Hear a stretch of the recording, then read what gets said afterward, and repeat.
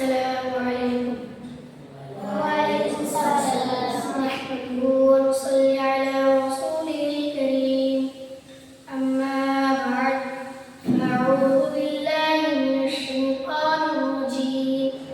بسم الله الرحمن الرحيم.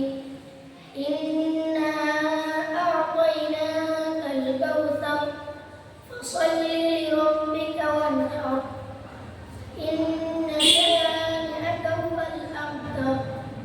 আমার পাঁচশো টাকা শিক্ষক মহাশয় এবং আমার সামনে টাকা ছোট বড় তালমিন ভাইসকল, আমি আপনাদের সম্মুখে যে বিষয়টি নিয়ে কথা বলছি বা মান বলছি, সেই বিষয়টি নাম হচ্ছে শিক্ষা ও ইলমের মহিমা।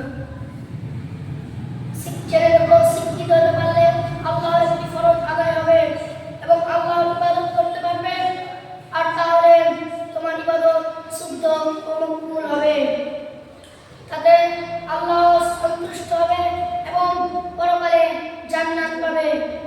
মহানবী সাল্লাল্লাহু আলাইহি ওয়াসাল্লাম বলেন, তলাবুল ইলমি ফরিদাতুন আলা কুল্লি মুসলিমিন।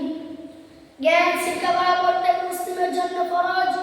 যার তাকওয়া বড় সে আল্লাহর কাছে বড়, আর যার জ্ঞান বড় তার তাকওয়া বড়।